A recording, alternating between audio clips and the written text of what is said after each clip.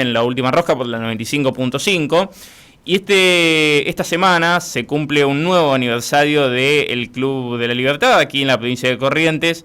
Así que siempre tenemos la grata posibilidad de charlar con su presidente, quien además es analista político, y vamos a charlar un poco de lo que está pasando en la Argentina tan vertiginosa en la que vivimos. Alberto Medina Méndez, un gran saludo para usted. Brian y Soledad lo saludan. ¿Qué tal? ¿Cómo está, Brian? Soledad, un gusto de estar en contacto con ustedes. Por favor, bueno, primero que nada, Alberto, preguntarte, ¿no? ¿Cómo se vive, cómo se preparan para un nuevo año del Club de la Libertad? Que ya van, ¿cuántos?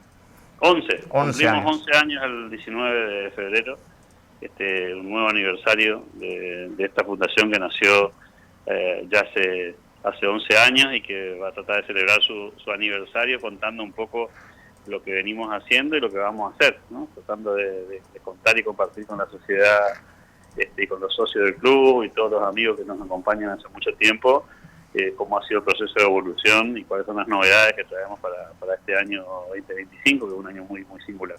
Uh-huh. Club que hace poco tuvo entre sus grandes figuras en este Congreso de Economía Regional a el ministro de Economía, Toto Caputo, y que también ha tenido al presidente Milei en alguna que otra oportunidad. Así que obviamente queríamos aprovechar también para preguntarle a Alberto qué opinión tiene de todo lo que está pasando con esta situación del CryptoGate en el ministerio y obviamente en el país. Bueno, la verdad que es un hecho que todos lamentamos. El mismo presidente ya ha reconocido en varias ocasiones en estas horas de su error, inclusive haciéndose cargo a título personal, sin buscar responsables de terceros, digamos, tratando de ubicar la responsabilidad en el lugar adecuado, ¿no? Y creo que en ese sentido es muy interesante ver esta novedad, porque a pesar del error, estamos frente a un presidente que es capaz de reconocer un error, cosa que no es muy habitual en la política argentina, ¿no? Uh-huh. Por supuesto, eso seguramente veremos con el paso de los días si tiene consecuencias políticas y cuáles, y por qué no también mirar un poco cómo impactan en la economía en corto plazo. Hoy fue un día difícil, pero a mi juicio un día que podría haber sido mucho más complicado y demuestra que la economía argentina está mucho más sólida de lo que muchos piensan, ¿no? A pesar del incidente y a pesar de todo lo que gira en torno al hecho que todo el mundo describe del día viernes. ¿Lo ve como un error involuntario, Alberto, esta situación del tuit y de la promoción, o hay una cuestión detrás que no estamos comprendiendo los simples mortales? Bueno, a ver, en primer lugar, a mí me comprenden la generalidad de la ley porque conozco al presidente. Entonces, digamos, no se me pasaría por la cabeza bajo ningún punto de vista pensar en la posibilidad que haya sido una cosa premeditada. Inclusive si hubiese sido intentado eso, no se hubiera podido hacer con tan burdamente, ¿no? Estamos hablando de un tweet publicado, 4 horas después se borra el tweet y se anuncia el error. Digo, si uno quisiera hacer una cosa inadecuada, ni siquiera ese sería el formato. Y creo que no necesita Javier Milei una situación como esa para generar un hecho como el que se le imputa. Así que yo descuento que esto es una cuestión de un error absolutamente involuntario, y además, conociendo su personalidad y su forma de manejarse, tiene mucho que ver con esa cuestión emotiva que tiene que ver con todo lo que sea inversión y desarrollo de capital privado. Y por supuesto, en ese contexto uno puede cometer este tipo de errores, que obviamente se hace cargo, y esto me parece que es un dato que no es menor. Yo obviamente que descuento cualquier responsabilidad jurídica o de otro orden en esta naturaleza, porque conozco perfectamente al presidente en esas circunstancias, ¿no? Alberto, Soledad te saluda, ¿cómo estás? ¿Cómo estás? Bueno, si bien uno lo acabas de mencionar, que crees que el error es involuntario, o estás seguro al menos, creemos todos también que un poco hay que reevaluar el entorno también del presidente, digo, porque no es solamente el presidente el que toma esa decisión de retuitear. Me imagino que tiene todo un equipo que también lo evalúa, y yo creo que las internas deben estar por ahí, y después consultarte si bueno, cómo queda esto, cómo crees que puede quedar el impacto internacional de la imagen del país para los demás financieros, digamos. Voy por dos temas importantes ahí. Cuando el presidente dice que se hace cargo en primera persona del error, es porque en realidad él maneja su cuenta en redes sociales, él la administra, él utiliza el teléfono. Digo, no hay community manager ni nadie que esté detrás de lo que publica o deja de publicar. Digo, acá hay una impronta que inclusive él describe como el hecho de que intentó seguir siendo un ciudadano común, y obviamente es un tema que tendrá que recalibrar. Con respecto a los entornos, creo que tampoco es buena idea ensañarse con quienes están alrededor, porque quizás uno podría buscar responsabilidades de quién presentó esa gente o cómo fue que se dio ese vínculo, y ese podría ser algún tema que se podría mirar, revisar o reprochar. De hecho, también se habla en estas horas de que va a haber una especie de replanteo respecto de quiénes se acercan y quiénes no, y bajo qué consigna, y eso me parece una cuestión de cuidado que está bien que se haga, pero no sé si es una cuestión, digamos, de malos entornos o de errores de esa naturaleza. Tiene que ver más con, obviamente, los pícaros que nunca faltan, por un lado, el exceso de entusiasmo a veces en acompañar ciertos proyectos, digamos, y quizás no meterse a fondo, como él mismo dijo en el tweet de aquella noche, diciendo que no se interiorizó lo suficiente. Y por supuesto, obviamente, administrar esa situación, que no es fácil para una persona que está manejando los hilos del poder y decisiones tan complejas como la que tiene que tomar todos los días. Del lado político, es difícil mensurar cómo va a ser el impacto de la confianza internacional. Bueno, el presidente viaja en estos días a Washington, ahí algo vamos a poder percibir, y ahí veremos si eso ha quedado lastimado o no. No es un tema que me saque el sueño, sinceramente. Creo que la confianza se consigue, se trabaja todo el tiempo, y habrá gente que no quiere creer y gente que quiere creer. Eso es un tema, te diría, hasta de prejuicios anteriores al hecho, y a medida que vayan pasando los días y se vayan esclareciendo los hechos, me parece que eso va a quedar de lado. El prestigio o el desprestigio del presidente va a estar siempre vinculado al resultado de su gestión y cómo administra la economía, el resultado que consigue y su liderazgo, y no un hecho como este, que no deja de ser un hecho desafortunado. ¿Crees que en cuanto a la oposición, a los pedidos de juicio político que ya empezaron a circular y obviamente demás denuncias, pueda sacar provecho la oposición hoy, que está con un contexto muy desfavorable, muy fragmentada, no encuentra líderes claros y que utiliza obviamente cada mínima exposición del presidente para sacar cabeza? ¿Ves que va por ahí el camino durante los próximos días? Yo creo que la oposición va a intentar sacar provecho, está además en su esencia, ¿no? Tiene que ver mucho con la catadura moral de los jugadores que están de ese lado del mostrador, pero también confío en que la gente no es tonta, que la gente se da cuenta cuando un hecho tiene que ver con cuestiones aprovechables y cuando no, y cuando ve que los caranchos andan dando vueltas tratando de sacarle provecho a una situación, se dan cuenta que es producto de un aprovechamiento político y no de una preocupación legítima sobre si el hecho existió o no, sino que en todo caso tratan de sacar tajadas. Creo que los intentos de juicio político son un absoluto despropósito, no tienen ninguna relación ni con el incidente, ni con nada que tenga que ver con algo sólido, ¿no? Inclusive si quisiéramos ser serios en esto, para poder llevar el tema de juicio político habría que tener un montón de elementos previos que no hay tiempo físico de haberlos investigado. Digo, llevar en este momento ese tipo de planteo o hacer planteos judiciales tan livianamente, me parece que demuestra ya de por sí que no hay intencionalidad política y no intención en serio de investigar el hecho, sino hay que dejar que la justicia intervenga, que participen los actores que tienen que participar. Nada tiene que hacer la política ahí, si es que lo que quieren efectivamente es establecer el hecho. Creo que el presidente en eso ya jugó claramente lo que quiere hacer, en el sentido que dejarse investigar, impulsar una investigación para ver hasta dónde llegó esto y cuáles son los responsables, si los hubiera, y también ir a fondo con el tema más de fondo, ¿no? Que si esto se trató de una estafa o se trató simplemente de un juego predecible en esos ámbitos de las criptomonedas, porque también hay que decir esto con todas las letras, ¿no?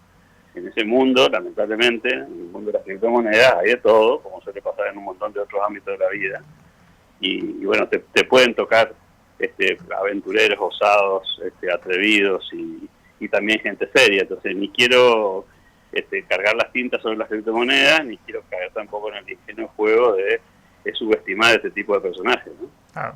Alberto, la última, y preguntarte obviamente qué pensás. El presidente manifestó que la Oficina Anticorrupción va a ser obviamente la encargada de revisar qué es lo que está sucediendo en torno a la cuestión de determinar si hubo alguna cuestión que atente contra el orden jurídico, pero todos bien sabemos que la Oficina Anticorrupción termina siendo un poco nombrada en gran parte por el presidente de la Nación. ¿Es una cuestión de desigual, digamos, esta investigación, o o tiene que ser una revisión parlamentaria o de algún otro órgano el que en definitiva diga qué fue lo que pasó?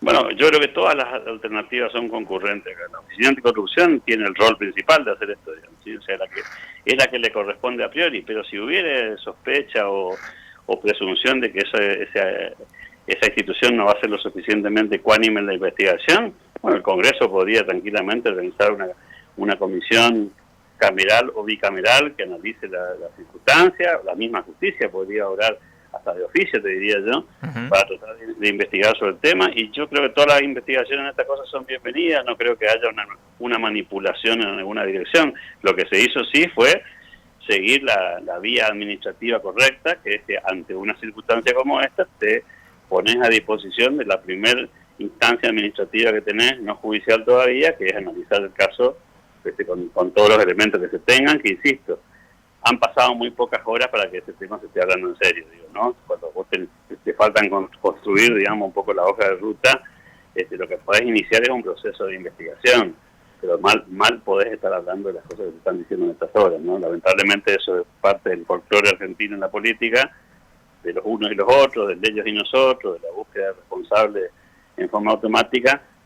Digo, hagamos un poco de memoria, ¿no? ¿Cuánto tiempo han demorado en la Argentina para resolver casos judiciales donde se estuvieron involucrados dirigentes políticos, y ahora parece que en 24 horas tenemos todas las respuestas? Muy bien. Alberto, bueno, agradecerte un montón por tu tiempo. Obviamente desearles un feliz aniversario este próximo miércoles, que va a ser a las 19 horas en el Salón Camacuá, allí en el Hotel Turismo Casino, este nuevo aniversario del Club Fundacional Libertad. Así que un gustazo y obviamente trataremos de estar allí como siempre. Hasta pronto, gracias por tu tiempo, por el esfuerzo de todos, y un saludo a todo el equipo. Abrazo enorme. Allí charlábamos con Alberto Medina Méndez, quien es periodista y analista político, en torno a lo que sucedió justamente con este CryptoGate, que obviamente seguimos analizando. Tenemos en punta, Cristian, cuando vos nos digas el audio de Milei, porque hay una entrevista que está transmitiéndose ahora en vivo por el canal TN y está dando la explicación de lo sucedido. Vamos con eso. Personas o personajes adentro de las redes diciendo que me habían hackeado la cuenta. Sí. Lo cual es falso. O sea, si yo no tengo nada que ocultar, yo no hice nada malo. O sea, yo, digamos, o sea, como un tipo súper entusiasta de la tecnología, digo, frente a la posibilidad de que exista una herramienta para financiar proyectos de emprendedores, o sea, sí, agarro y le doy difusión. Digo, Le diste difusión a algo que terminó chocando. Está bien. Pará, vamos por partes. En ese contexto, hay alguien que dice que a mí me hackearon la cuenta. Sí. Eso es mentira. Okay. ¿Cómo es mentira? Yo digo, no me voy a estar escondiendo atrás de me hackearon la cuenta. Me parece una aberración eso. Okay. Era vos. No, claro que fui yo. Entonces, ¿qué hice? Lo fijé el tuit para mostrar que efectivamente fui yo el que, digamos, había tuitado. Dado esa situación, lo que yo empiezo a ver es cómo se empieza a generar toda una serie de comentarios negativos, ¿sí? Y entonces, ante la duda, lo que hice fue sacar el tuit. Es más, no solo eso, sino que además, como yo nunca borro los tuits, ¿sí? Digamos, es una política mía desde hace muchos años, o sea, para mí no hay que borrar los tuits, o sea... Entonces, en ese contexto, ¿qué es lo que pasa? Desde mi punto de vista, lo que, como se estaba generando ruido, ante la duda, me corro. Es decir, ¿por qué? Porque, digamos, hay que, digamos, o sea, justamente, si hay duda, digamos, entonces me tengo que correr. Y por eso quité el tuit. O sea, y a mí me parece que no es menor eso. Lo que pasa, entiendo, pero hay más de 40.000 personas que invirtieron, estamos hablando de más de 80 millones de dólares, y que perdieron muchísimo dinero. ¿Qué le decís a ellos que confiaron? Voy a dos cuestiones. Primero, que es falso que sean 44.000 personas. ¿Cuántos son? Wait a minute. Lo primero que hay que entender es que ahí había muchísimos bots. Con lo cual no son 44.000 personas de ninguna manera. Bots. Claro. En el mejor de los casos se trata de 5.000 personas. No importa, es mucha gente. Ok, digamos, cuando vos tenés en cuenta, digo, que son nada más que 5.000 personas, y seguramente que diría las chances de que haya argentinos es muy, muy remota. Lo que es muy importante entender es que son personas hiperespecializadas en este tipo de instrumentos. Es decir, dadas todas las dificultades que implicaba poder participar de este evento, ¿cuál es el punto? El punto es que vos tenías que ser un tipo hiperespecializado y estar recontra interiorizado en eso. Esto no es un tema menor. ¿Por qué no es un tema menor? Porque los que entraron ahí, y esto es muy importante entenderlo, es clave, todos los que entraron ahí, que de hecho lo hicieron de manera voluntaria, sabían muy bien a lo que estaban entrando. Es decir, son operadores de volatilidad. Es decir, son personas que operan con la volatilidad. Sabían el riesgo, eso está diciendo. Exactamente, sabían muy bien lo que era el riesgo que estaban entrando. Es decir, no es que no saben de qué se trataba. Mira, si vos me permitís, te voy a contar un ejemplo de cómo hay una explicación brillante del profe de Pablo sobre una burbuja, por ejemplo. Sí. ¿Por qué es interesante? Porque están, digamos, comprando y vendiendo pescado. Sí. Entonces compraban y vendían pescado y el precio del pescado se movía, subía, bajaba, digo, el precio del pescado. Entonces en un momento, digamos, o sea, está el pescado ahí y alguien dice, che, escúchame, esto tiene olor a podrido. O sea, y sí, ¿y cuál es el problema? No, bueno, pero eso no lo va a poder comer la gente. Ah, no importa, digo, porque esto es para comprar y vender. Entonces, ojo, digamos que ninguno de los que estaban ahí ignoraban lo que estaba pasando. O sea, todos eran conscientes de lo que estaban ahí. No solo eso, no, digo, porque la realidad es, si vos vas al casino y perdés plata, sí.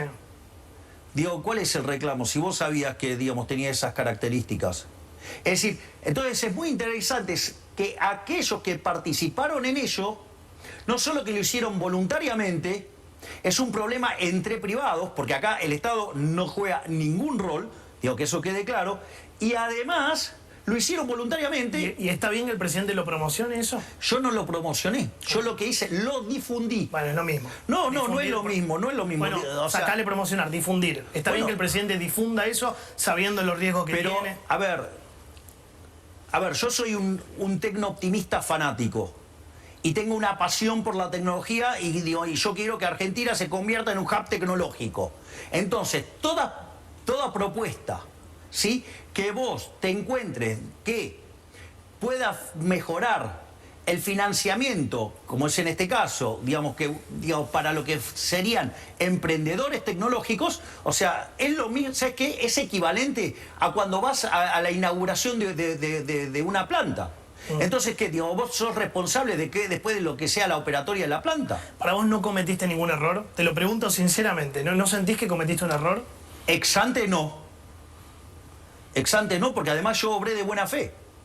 O sea, ex ante no. Bueno, ahí lo tenemos al presidente Javier Milei en esta entrevista que dura bastante, tiene más de 20 minutos ya, si no me equivoco. Obviamente nosotros tenemos que ir a la tanda obligatoriamente. Cuando volvemos seguimos hablando de esto porque todavía nos queda mucho más de La Última Rosca.